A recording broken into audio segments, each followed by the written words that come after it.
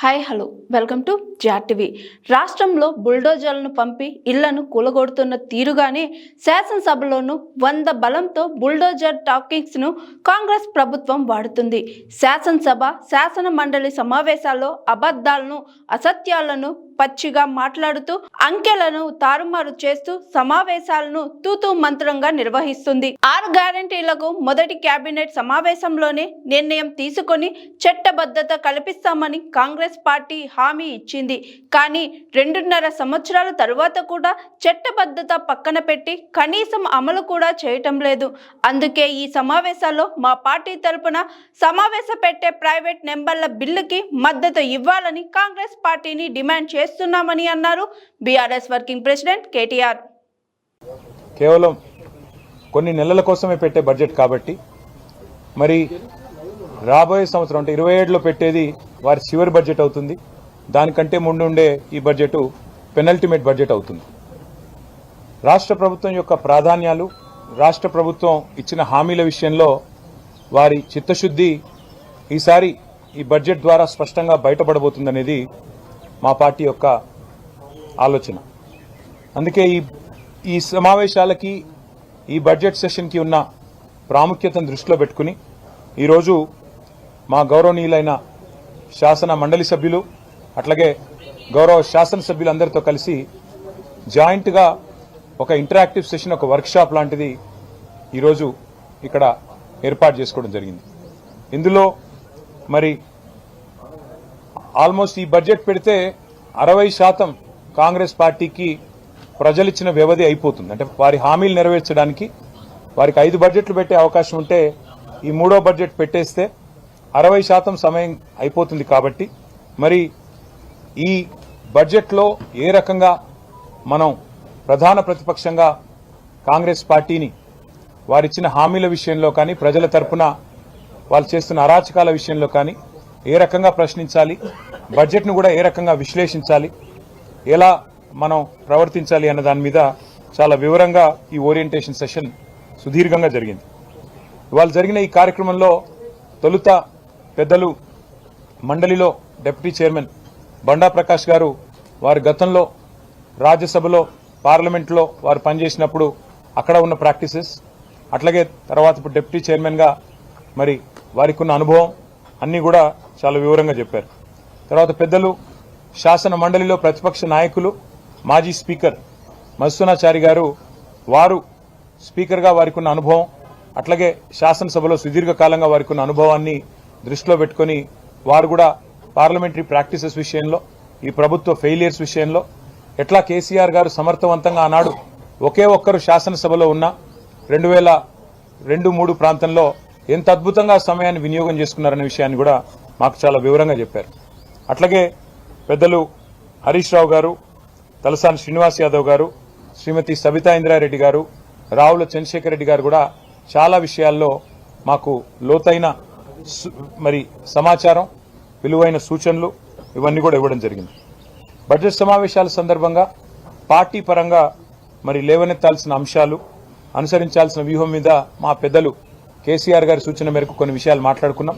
తదుపరి మళ్ళీ కూడా ఈ విషయంలో ప్రత్యేకంగా సమావేశం కూడా ఉంటుంది. ప్రొఫెసర్ నాగేశ్వర్ గారు కూడా మాజీ శాసన మండలి సభ్యులు, అందరికీ పరిచయమైన నాగేశ్వర్ గారు సుపరిచితులు. ప్రత్యేకంగా బడ్జెట్లోని మరి ప్రాధాన్యత అంశాలు, ఏ రకంగా బడ్జెట్ను విశ్లేషించాలి, ఏ రకంగా అర్థం చేసుకోవాలి, ప్రభుత్వం చేసే అంకెల గ్యారంటీని ఏ రకంగా మనం దాన్ని లోతుగా అధ్యయనం చేయాలన్న విషయంలో చాలా విలువైన సూచనలు వారు కూడా ఇవ్వడం జరిగింది. ఈసారి ప్రభుత్వ వైఫల్యాలపైనే కాకుండా ప్రజలకు చేసిన మోసాలు, నిరంతరం చేస్తున్న అరాచకాల మీద నిలదీయడానికి బీఆర్ఎస్ పూర్తి స్థాయిలో మరి సన్నద్ధంగా ఉంది. పూర్తి స్థాయిలో ప్రిపరేషన్ కోసం ఇవాళ ఈ సమావేశాన్ని పెట్టుకున్నాం. అసలు చట్టసభలలో చాలా కీలకమైనవి కమిటీ. ఈ ప్రభుత్వం వచ్చి 2.5 ఏళ్ళు అయింది. ఇప్పటి వరకు శాసనసభలో డిప్యూటీ స్పీకర్ లేరు, కనీసం స్టాండింగ్ కమిటీలు లేవు. విధిగా వేయాల్సిన కమిటీలు కూడా మరి చాలా దుర్మార్గంగా, పబ్లిక్ అకౌంట్స్ కమిటీ నిజానికైతే ప్రధాన ప్రతిపక్షం దానికి చైర్మన్గా ఉంటారు. మా పార్టీ తరఫున పెద్దలు కేసీఆర్ గారు హరీష్ రావు గారి పేరును ప్రతిపాదిస్తే పీఏసీ చైర్మన్గా, ఆ రోజు స్పీకర్ గారు ముఖ్యమంత్రి గారి కనుసన్నల్లో మా పార్టీ నుంచి డిఫెక్ట్ అయిన, మా పార్టీ నుంచి పార్టీ మారిన, కాంగ్రెస్లో చేరిన శేర్లింగంపల్లి ఎమ్మెల్యే గారికి అవకాశం ఇచ్చి ఇవాళ ప్రజాస్వామిక విలువలను కూడా తుంగలో దొప్పారు, రాజ్యాంగ స్ఫూర్తిని కూడా మంటగలిపారు. ఒక్కటంటే ఒక్క సెలెక్ట్ కమిటీ లేదు, స్టాండింగ్ కమిటీ లేదు, అసెంబ్లీ నడపాలన్న ఇష్టం కూడా వాళ్ళకి లేదు నిజానికి. కానీ ఏదో నడపక తప్పని పరిస్థితుల్లో అనివార్యంగా బడ్జెట్ పాస్ చేసుకోవాలి, లేకపోతే మరి ఒక్క రూపాయి కూడా ఖర్చు చేసే అవకాశం ఉండదు. కాబట్టి ఇవాళ ఏదో తూతూ మంత్రంగా అసెంబ్లీ నడిపే ప్రయత్నం రాష్ట్ర ప్రభుత్వం చేస్తూ ఉంది. కాంగ్రెస్ ప్రభుత్వం ఇవాళ బయట పేదవాళ్ల ఇళ్ల మీద బుల్డోజర్ ప్రయోగిస్తున్న విషయం మీ అందరికీ తెలుసు. అది ఖమ్మం అయితేనేమి, మహబూబ్ నగర్ అయితేనేమి, ఇవాళ చేవెళ్ల అయితేనేమి, ఎక్కడైతేనేమి, రాష్ట్రంలో హైదరాబాద్ అయితేనేమి, ఎక్కడికక్కడ బుల్డోజర్ విధానాన్ని తెచ్చారు. శాసనసభలో కూడా అదే బుల్డోజింగ్ టాక్టిక్తో పోదామని చూస్తూ ఉన్నారు. మందబలంతో మా గొంతు నొక్కే ప్రయత్నం చేస్తూ ఉన్నారు. కేవలం అబద్దాలు, అసత్యాలు, అర్ధసత్యాలు, పచ్చి అభూత కల్పనలతో టైంపాస్గా, కాలక్షేపంగా శాసనసభ సమావేశాలను, శాసన మండలి సమావేశాలను మార్చే ప్రయత్నం చేస్తూ ఉన్నారు. ప్రజలకిచ్చిన హామీల విషయంలో, 6 గ్యారంటీల విషయంలో వారి నాయకుడు రాహుల్ గాంధీ గారు మాటిచ్చారు. మొట్టమొదటి కేబినెట్ సమావేశంలోనే ప్రభుత్వం ఏర్పడ్డ తర్వాత మేము 6 గ్యారంటీలకు చట్టబద్ధత కల్పిస్తాము, వెంటనే చేస్తామన్నారు. మరి 2.5 ఏళ్లు కావస్తా ఉంది. చట్టబద్ధత అనేది ఎప్పుడో చుట్టబండలు అయిపోయింది. అందుకే మేము పార్టీగా నిర్ణయం తీసుకున్నాం. ఒక ప్రైవేట్ మెంబర్ బిల్లును 6 గ్యారంటీల అమలును డిమాండ్ చేస్తూ రాష్ట్ర ప్రజల పక్షాన 2,500 రూపాయలు ఎప్పుడొస్తాయా అని ఎదురు చూస్తున్నా మహాలక్ష్ములు మా ఆడబిడ్డల పక్షాన 1,67,00,000 మంది 18 ఏళ్లు నిండిన ఆడబిడ్డలు, వారందరి తరపున మేము ప్రైవేట్ మెంబర్ బిల్లు ప్రవేశపెడతా ఉన్నాం. 4,000 పెన్షన్ ఎప్పుడొస్తుందా అని ఎదురు చూస్తున్న 46 లక్షల మంది వృద్ధులు, వితంతువులు, నేతన్నలు, గీతన్నలు, వారందరి తరపున, బీడీ కార్మికులు, ఒంటరి మహిళలు, వారందరి తరపున 46 లక్షల మంది తరపున ఈ ప్రైవేట్ మెంబర్ బిల్లు పెడుతున్నాం. తప్పకుండా ప్రభుత్వం మద్దతు ఇవ్వాలని చెప్పి డిమాండ్ చేస్తా ఉన్నాం. అట్లాగే వారు చెప్పారు, దివ్యాంగుల విషయంలో 6,000 పెన్షన్ ఇస్తామని చెప్పారు. మరి లక్షలాది మంది దివ్యాంగులు, రాష్ట్ర వ్యాప్తంగా ఉన్న లక్షలాది మంది దివ్యాంగుల తరపున మరి ఈ ప్రైవేట్ మెంబర్ బిల్లు పెడతా ఉన్నాం. 6 గ్యారంటీలకు చట్టబద్ధత కల్పించాలని. అసెంబ్లీలో మరి ప్రజలకిచ్చిన వాగ్దానాలను గాలి కొదిలేసి, గాలి మాటలు, కాలక్షేపం కబుర్లతో కాలక్షేపం చేయాలనుకుంటున్న ప్రభుత్వాన్ని నిలదీయడానికే ఇవాళ బీఆర్ఎస్ సైన్యం ఈ ఓరియంటేషన్ సెషన్ పెట్టుకున్నది. రాహుల్ గాంధీ గారి కుటుంబానికి, గాంధీ పరివార్కి 1000 కోట్లు పంపుతానని చెప్పిన ముఖ్యమంత్రి గారు కొత్తగా రాహుల్ బంధు పథకం పెట్టినట్టున్నారు. రైతు బంధు మార్చి 10కి కూడా దిక్కులేదు. ముచ్చటగా మూడోసారి రేవంత్ రెడ్డి గారి ప్రభుత్వం వచ్చినాక రైతు బంధు ఎగ్గొట్టే ప్రయత్నం చేస్తా ఉన్నాడు. గతంలో 2 సార్లు ఎగ్గొట్టాడు, ఇప్పుడు ముచ్చటగా 3వసారి కూడా ఎగ్గొడతా ఉన్నాడు. అందుకే రాష్ట్రంలోని 70 లక్షల మంది రైతుల తరపున 6 గ్యారంటీలకు చట్టబద్ధత కల్పిస్తే 15,000 వేస్తానన్న మాట నిజమైతది. కాబట్టే ఈ ప్రైవేట్ మెంబర్ బిల్లు ప్రవేశపెట్టబోతా ఉన్నాం. అట్లాగే 10 ఏళ్లలో ఆర్థిక వృద్ధిలో మెరుపు వేగంతో దూసుకొని పోయిన తెలంగాణను తిరోగమన విధానాలతో ఈ ప్రభుత్వం ఇవాళ దారుణంగా దెబ్బతీస్తా ఉన్నది. వీళ్ళు మోసం చేయని వర్గం లేదు, కుప్పకూల్చని రంగం లేదు. 1 కోటి మంది మహిళల్ని కోటీశ్వర్లు చేస్తామని చెప్పి డైలాగులు తప్పకుండా అడుగుతాం ముఖ్యమంత్రి గారిని, ప్రభుత్వాన్ని. ఎంతమంది మహిళలు కోటీశ్వర్లు అయినారు, ఎంతమంది లక్షాధికారులు అయినారు మీ ప్రభుత్వం వచ్చాక చెప్పమని అడుగుతాం. మరి ఆ తల్లులందరికీ ఎందుకు మహాలక్ష్మి అమలు చేయట్లేదు నిలదీస్తామని చెప్పి కూడా ఈ సమావేశాల సందర్భంగా మాట్లాడుకున్నాం. అట్లాగే రైతులందరూ బోనస్ ఎప్పుడొస్తుంది, యూరియా బస్తాలు కనీసం దొరుకుతలేవనే బాధలో ఉన్నారు. అనుముల వారు ఎరువులు కూడా ఇచ్చే పరిస్థితి లేదు. వాళ్ళ తరపున కూడా, రైతుల తరపున కూడా తప్పకుండా ఈ ప్రభుత్వాన్ని నిలదీస్తాం. ఇక కరెంటు కష్టాలు మళ్లీ మొదలైనాయి, పంటలు ఎండిపోతా ఉన్నాయని చెప్పి రైతులు అధికారుల కాళ్ల వేళ్ల పడతా ఉన్నారు. తప్పకుండా ఎండుతున్న పంటలు, కరెంటు కోతల మీద కూడా ఈ ప్రభుత్వాన్ని తప్పకుండా నిలదీస్తాం. ఇండ్ల కూల్చివేతల మధ్యన జరుగుతున్న ఈ బడ్జెట్ సమావేశాలు తప్పకుండా వాటి విషయంలో కూడా ఈ ప్రభుత్వాన్ని ఆ పేదల పక్షాన వారి వేదనలన్నీ విన్నవారుగా, వారికి అండగా నిలబడ్డవారుగా తప్పకుండా ఖమ్మంలోని వెలుగుమట్ల బాధితుల తరపున, మూసి బుల్డోజర్ల అడ్డంగా నిలుస్తున్న మా రాజేంద్రనగర్ పరివాహక మూసీ పరివాహక ప్రాంతంలోని పేదల తరపున రాష్ట్ర వ్యాప్తంగా మరి ఈరోజు ఈ ప్రభుత్వ జులుం వల్ల మన భూములు కోల్పోతున్న అసైన్మెంట్ భూములు కోల్పోతున్న పేద దళితులు పేద గిరిజనుల తరపున ఈ శాసనసభ సమావేశాల్లో తప్పకుండా నిలదీస్తాం. అట్లాగే నిరుద్యోగులు 2 లక్షల ఉద్యోగాలు ఎదురు చూస్తా ఉన్నారు.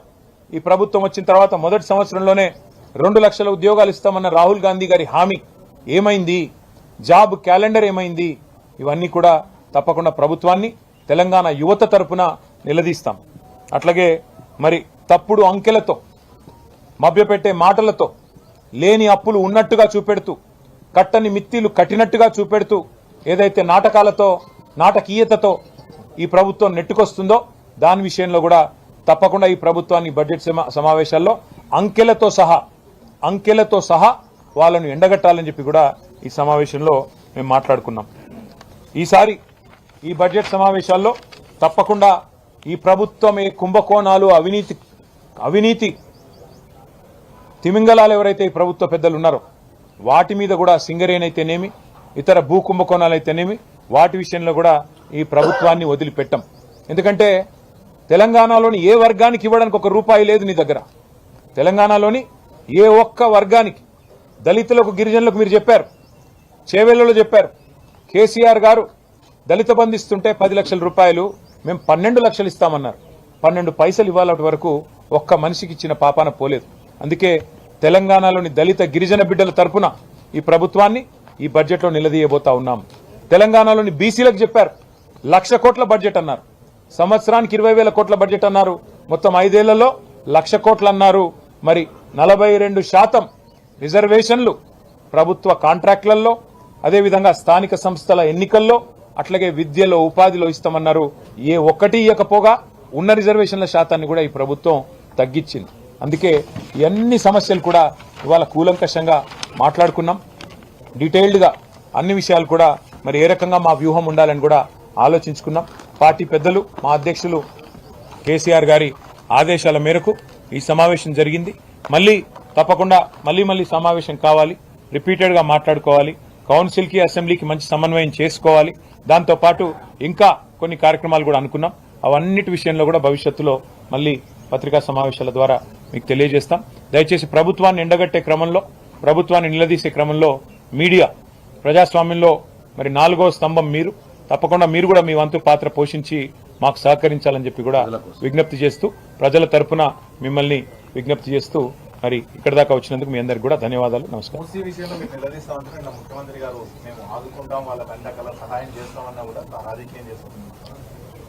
మీరు ఒకటి గుర్తుపెట్టుకోండి బ్రదర్, ఇవాళ ప్రజలు ఒకటే ప్రశ్న అడుగుతున్నారు. ఇదే ముఖ్యమంత్రి గారు చెప్పేదేమి? మాకు అప్పు పుడతలేదు, నన్ను కోసినా రిటైర్మెంట్ బెనిఫిట్స్ ఇవ్వలేను, డిఏలు ఇవ్వలేను, 6 గ్యారంటీలు అమలు చేయలేను, నేను మహిళలకు 2,500 ఇవ్వలేకపోతున్నా, రాష్ట్రం అప్పుల కుప్ప అయింది అని చెప్పి ఒకవైపు తప్పుడు మాటలు చెప్పేది ముఖ్యమంత్రి గారు. ఇవాళ తెలుగులో సామెత ఉంది, మింగ మెతుకులేదు కానీ మీసాలకు సంపెంగ నూనె. నీకు ఈ రాష్ట్ర ప్రభుత్వంలో మీరు రావడానికి ప్రధానంగా మీకు ఓట్లేసిన వారికి, మీకు 6 గ్యారంటీల పేరుతో మీరు ఇచ్చిన హామీలు 100 రోజుల్లో అమలు చేస్తామన్న వాటికి 1 పైసా కేటాయించే తెలివి లేదు. రైతులకు రైతు బంద్ వేసే ముఖం లేదు. ఇదే ముఖ్యమంత్రి నెల రోజుల కిందటే కదా హామీ ఇచ్చింది. మున్సిపల్ ఎన్నికలు అయిన మర్నాడే 9,000 కోట్లు రైతు బంధుకి వేస్తానని చెప్పారు. మున్సిపల్ ఎన్నికలు ముగిసి నెల రోజులు అయిపోయింది, ఇప్పటి వరకు 9 పైసలు కూడా వేయలేదు. అందుకే మేము అడుగుతున్నాం, ముందు మీరు ఇచ్చిన హామీలు నెరవేర్చండి, మూసి కట్టండి, ప్రజలకు మంచి పునరావాసం కల్పించాలని అడుగుతున్నాం, ఇండ్లు కూలగొట్టొద్దని అడుగుతున్నాం. మేము మూసీకి వ్యతిరేకం కాదు, కానీ మీరు చేయాల్సిన పని చేయకుండా ఒకవైపేమో అప్పుల పాలైందని చెప్తూ, ఒకవైపేమో పైసా లేదని చెప్తూ, ఒకవైపేమో తప్పుడు మాటలు చెప్తూ, మరొక వైపు మూసీలో 1,50,000 కోట్లు ఖర్చు పెట్టి నేను ఇది చేస్తా అది చేస్తా అంటే మిమ్మల్ని ఎవరు నమ్మాలి? మీరు చేసేది మూసీలో ప్రక్షాళన కాదు, మూసీలో మూటల వేట, ఢిల్లీకి డబ్బులు పంపడానికి మూటల వేట, మూసీ బ్యూటిఫికేషన్ పేరిట లూటిఫికేషన్ ఏదైతే చేస్తున్నారో దానికి మేము వ్యతిరేకం. మూసీలో జరిగే దోపిడీకి వ్యతిరేకం, మూసీలో జరిగే లూటీకి వ్యతిరేకం, మూసీలో మూటల వేటకు మేము వ్యతిరేకం తప్ప ప్రజలకిచ్చిన హామీలు నిలబెట్టండి. ముందు 2,500 మహిళలకు ఇవ్వండి, 4,000 పెన్షన్లు ఇవ్వండి, రైతులకు రైతు భరోసా 15,000 ఇవ్వండి, స్కూటీలు ఇవ్వండి, విద్యా భరోసా కార్డులు ఇవ్వండి. ఇచ్చిన తర్వాత మూసీ సుందరీకరిస్తారా, లేకపోతే ఇంకే 10,000 కోట్ల ఫీజు రీయింబర్స్మెంట్ బాకీ ఉన్నారు మీరు, అవన్నీ ఇవ్వండి ముందు. అవి ఇచ్చిన తర్వాత మీ ప్రాధాన్యాలు ఏంటి? సుందరీకరణనా, లేకపోతే మూసీ సుందరీకరణనా, లేకపోతే ప్రజల జీవితాలు బాగు చేయడమా? అందుకే మొన్న కూడా మేము రాజేంద్ర నగర్లో చెప్పింది కూడా ఒకటే, మీరు పేదల ఇల్లు కూలగొట్టకుండా, పేదల కొంప కొల్లేరు చేయకుండా, మేము నాగోల్లో ఒక 5 కిలోమీటర్లు చేసి చూపెట్టిన విధంగా ఎవరికి ఇబ్బంది కాకుండా సుందరీకరణ చేయండి, మాకు అభ్యంతరం లేదని చెప్పాం. దాంతో పాటు 6 గ్యారెంటీలు కూడా అమలు చేయాలనేది మా డిమాండ్.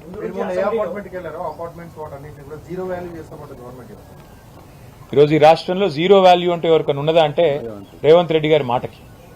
ఎందుకంటే ఆయన స్వయంగా చెప్తున్నారు 5,000 ఆటోలు ఉన్నాయి, కానీ చెత్త తీస్తున్నారో లేదో నాకు తెలియదు. నేను రైతు బంద్ వేసినా, రైతు రుణమాఫీ చేసినా అయిందో కాలేదో నాకు తెలియదు. అట్లాగే చెప్తున్నాడు రాత్రి 10 గంటల వరకు, 10 గంటల తర్వాత వ్యాపారాలు చేసుకోకూడదని ఆయనే జీవో ఇచ్చిండు, ఆయనకు తెలియదు. అసలు ఆయన ఏం చేస్తున్నాడో ఆయనకే తెలియదు. రాష్ట్రంలో పరిపాలన పిచ్చోడి చేతిలో రాయిలాగా మారిపోయింది బ్రదర్. డే ఎకానమీ నాశనం చేసిన వాడు నైట్ ఎకానమీ చేస్తాడు. పొద్దున పూట మంచిగా నడిచే రియల్ ఎస్టేట్ రంగాన్ని నాశనం పట్టించి మొత్తం దివాలా తీసే విధంగా చేసినోడు నైట్ ఎకానమీ తెస్తా అంటే ఎవరన్నా నమ్ముతారా? అందుకే మేము అనేది, అయ్యా రాహుల్ బంధు పథకం కాదు, రైతు బంధు పథకం అమలు చేయి, ఇచ్చిన మాట నిలబెట్టు. ఢిల్లీకి 1000 కోట్లు పంపడం కాదు, రైతులకు 9,000 కోట్లు ఇయ్యి. ఉన్న ఇల్లు కూలగొట్టినోడివి నువ్వు. హైదరాబాద్ లో ఒక ఇల్లు కట్టినవా? ఒక్క ఇల్లు 2.5 ఏళ్లలో. నేను మొన్న కూడా చెప్పాను, మళ్ళీ చెప్తున్నా, హైదరాబాద్ లో ఈ ప్రభుత్వం 2.5 ఏళ్లలో ఒక్క ఇల్లు కట్టినట్టు రుజువు చేస్తే నేను రాజకీయాలు వదిలేస్తా అని చెప్పాను. చూపెట్టమనండి. మేము కట్టిన ఇళ్లకు 3 రంగులు పూస్తే ఇల్లు అయిపోదు కదా. మేము ఇచ్చిన ఉద్యోగాలకు కాయిదాలు ఇచ్చుడు, మేము కట్టిన ఇళ్లకు 3 రంగులు పూసుడు, ఇదా నువ్వు చేసే పని? మేము కట్టిన ఫ్లైఓవర్లకు రిబ్బన్లు కట్ చేసుడు, మేము కట్టిన కొత్తవాల్గూడ పార్కుకు పోయి రిబ్బన్ కట్ చేసి నేనే చేసిన డబ్బా కొట్టుకోవడం, ఇదేనా మీరు చేసేది? అందుకే మేము అనేది, నీ మాటకి ఇయ్యాలా ఈ రాష్ట్రంలో విలువ లేదు, నీ పొజిషన్కి విలువ లేదు, నీకు జీరో వాల్యూ ఉంది. ఇది తేలిపోతుంది భవిష్యత్తులో, మీరు చూడండి. Thank you. చూద్దాం, వారు ప్రజాస్వామికంగా ఉంటే మేము అంతకంటే ప్రజాస్వామికంగా ప్రజల తరపున ఉంటాం. అందుకే కదా ఇంత డే లాంగ్ సెషన్ పెట్టుకుంది, మేధావులని పెద్దల్ని పిలిచింది, మాట్లాడుకుంది, అన్ని రకాలుగా ప్రిపేర్ అవుతుంది. అందుకే కదా ప్రజాస్వామికంగా ప్రభుత్వం వ్యవహరించాలని కోరుతున్నాము, వ్యవహరిస్తారని ఆశిస్తున్నాము. లేని పక్షంలో మళ్ళీ ఏం చేయాలో పెద్దలు కేసీఆర్ గారితో కూర్చుని నిర్ణయం తీసుకుంటాం.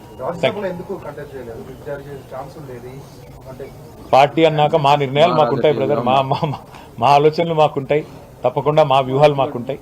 అందులో భాగంగా మా పార్టీ నిర్ణయం తీసుకుంది. దాని లైక్ చేయండి, షేర్ చేయండి, కమెంట్ చేయండి అండ్ సబ్స్క్రైబ్ చేయండి GRTV.